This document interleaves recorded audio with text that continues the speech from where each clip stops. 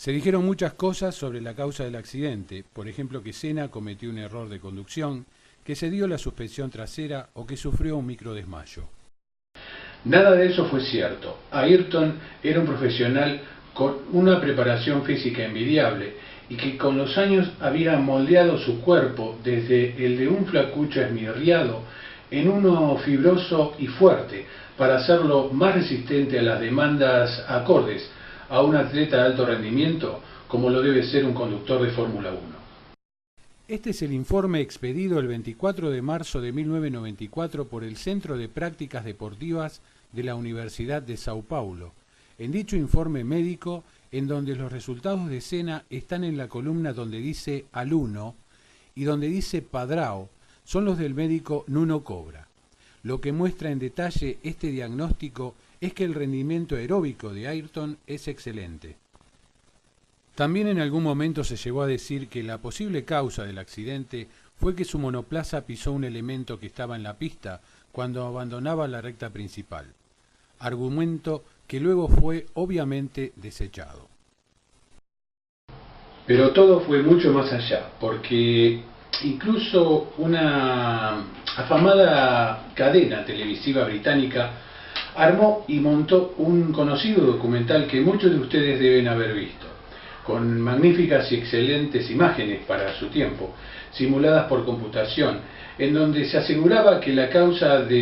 fue una combinación, digamos, de neumáticos fríos y las ondulaciones del asfalto, que hicieron perder estabilidad a la parte trasera de su monoplaza y que por eso siguió en línea recta para golpear el muro de Tamburello, y que a su vez la defensa del caso utilizó como argumento, luego derribado por la Fiscalía, por cierto. Este muy conocido documental fue realizado en 2001 por Darlow Smithson Production en asociación con Channel 4 Television de Gran Bretaña y luego reproducido por el National Geographic Channel, argumentando como causa del accidente que justo antes del despiste, el Williams del brasileño despidió chispas que al circular detrás del auto de seguridad los neumáticos se habían enfriado y que al contraerse la altura del monoplaza con respecto al piso había bajado, y que en zonas en donde habría desniveles en la superficie de la pista, el Williams tocaría el piso por acción de la disminución de la presión de los neumáticos en un 25%, debido a que el neumático tendría una disminución entre 4 y 5 milímetros y que al entrar en contacto el fondo del monoplaza con el piso, habría un efecto de derrape y la consiguiente pérdida de adherencia por la falta de una correcta estabilidad,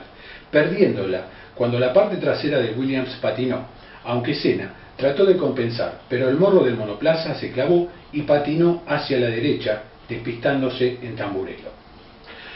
Quisiera aclarar ante todo que el National Geographic Channel es seguramente un desprendimiento de la prestigiosa publicación National Geographic Society, por la cual sí siento un profundo respeto por su calidad y seriedad. Incluso tengo un par de cientos de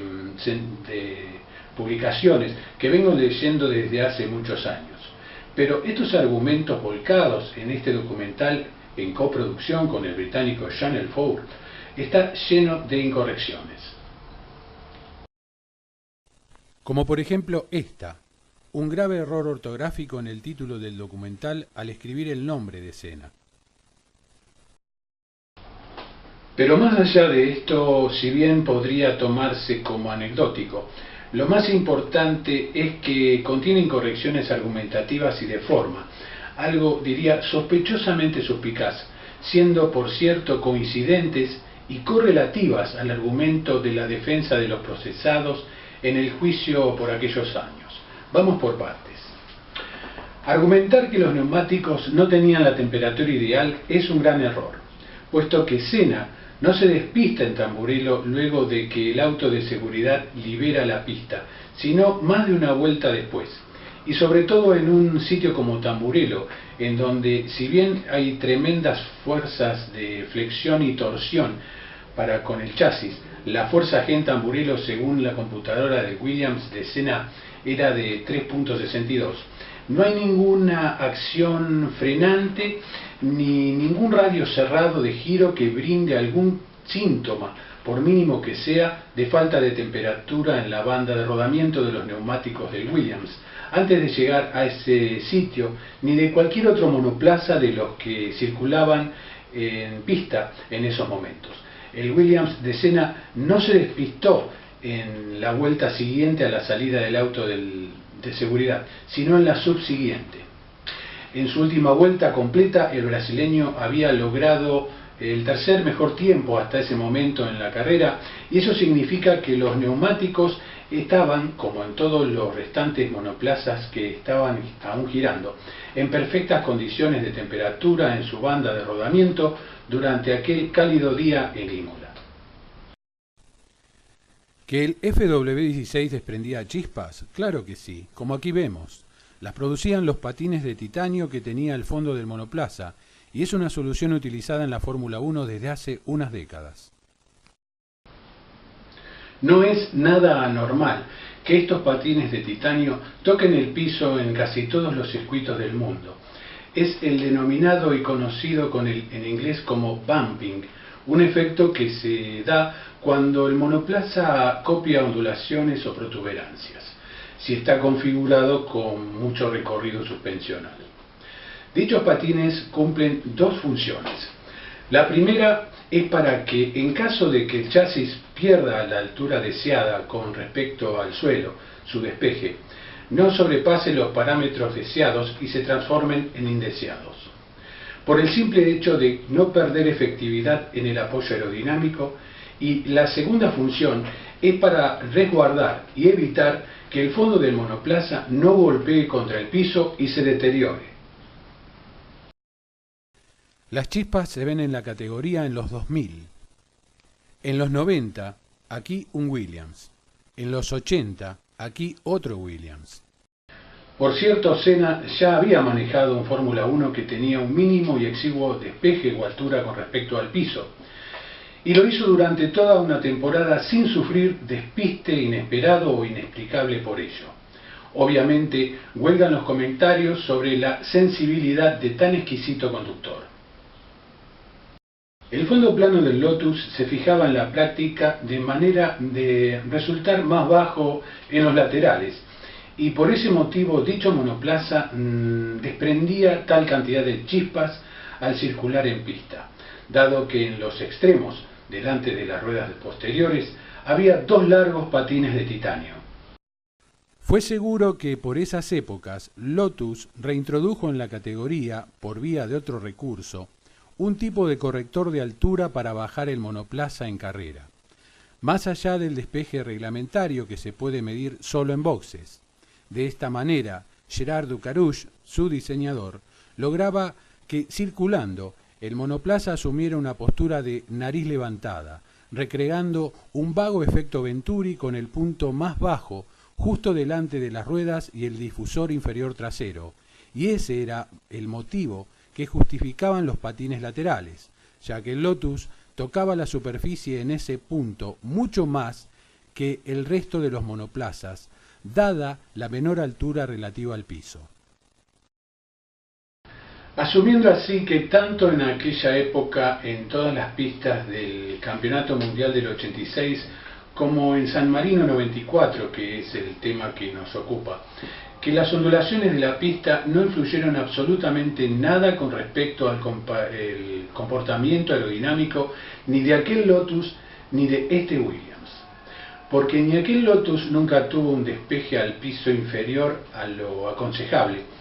y deseado, porque es obvio que perdería la estabilidad y se despistaría irremediablemente, y que este Williams FW16 tampoco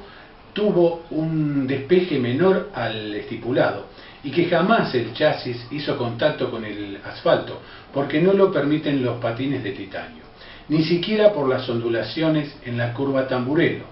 puesto que los peritos de la corte probaron que dichas ondulaciones no registraban ningún grado de peligro para ningún monoplaza que participó en el Gran Premio de San Marino de 1994, y a la vez desligando de toda responsabilidad a los responsables del circuito, porque nada de eso tuvo algo que ver con el accidente fatal del brasileño, como en cambio se encarga de sugerir erróneamente el documental realizado por el Channel 4 Television de Gran Bretaña y luego reproducido por el National Geographic Channel. Otra línea argumentativa y correlativa que publicó este documental televisivo explica que la causa del accidente no se debió a ninguna falla mecánica y que eso incluía a la columna de dirección, argumentando que la dirección asistida de Williams mostraba en la computadora del monoplaza que la columna de giro mostraba determinada fuerza de giro al momento exacto del despiste y que si la columna de dirección no hubiera estado rota no habría mostrado ningún registro de fuerza de giro y que al momento del impacto estaba intacta. Por ello, la columna de dirección se partió por el impacto y no antes. Rotundamente no. Primero aclarar que la dirección asistida es un sistema mediante el cual se reduce la fuerza que se efectúa sobre el volante polivalente de un Fórmula 1 para accionar la dirección. En el Williams FW16 la asistencia era de un tipo llamado comúnmente como rack drive, o sea, aplicaba la asistencia en la cremallera de la dirección, brindando diferentes niveles de asistencia dependiendo del ángulo del giro y de la velocidad del monoplaza. Y con respecto a la columna misma de la dirección, veamos las siguientes imágenes. Cuando se derribó el argumento de la falta de estabilidad del monoplaza debido a las ondulaciones del circuito y que eso produjo su despiste, en Williams indicaban que la columna de dirección se partió luego del impacto, mientras que los investigadores del caso judicial probaron que la columna de dirección se partió antes del impacto. Cuando Williams por fin aceptó ante lo evidente que dichas fisuras existían, argumentaron entonces que si entre el 21 y el 40% hubieran sido afectada, la dirección del monoplaza hubiera seguido operable, pero los peritos de la Fiscalía indicaban que fuera del segmento en que se partió, la columna de dirección presentaba microfisuras en el 60% de su extensión. La barra de dirección era de un acero estructural con carbono y manganeso, denominado 150M19, también conocido como EN14. El reglamento técnico establecía que dicha columna de dirección fuera de una pieza enteriza y de un diámetro regular, pero la columna de dirección del monoplaza del brasileño contenía grandes irregularidades, puesto que no solo la columna de 22 milímetros de diámetro se cortó y luego se suplementó con una menor en su interior de 18 milímetros, sino que también dejaba de ser una pieza enteriza y de un diámetro regular en toda su extensión. En estas tres imágenes siguientes se puede observar los planos gráficos presentados por la Fiscalía como prueba contundente del sector donde ocurrió la rotura de la barra de dirección alterada adrede por el equipo Williams. En estas tres imágenes se pueden observar los planos gráficos presentados por la Fiscalía luego de los peritajes, como prueba contundente del sector donde ocurrió la rotura de la barra de dirección antes del impacto, debido a que fue alterada adrede e indebidamente por el equipo Williams. Nos vemos en el próximo capítulo, donde iremos de lleno a la mecánica del accidente mismo.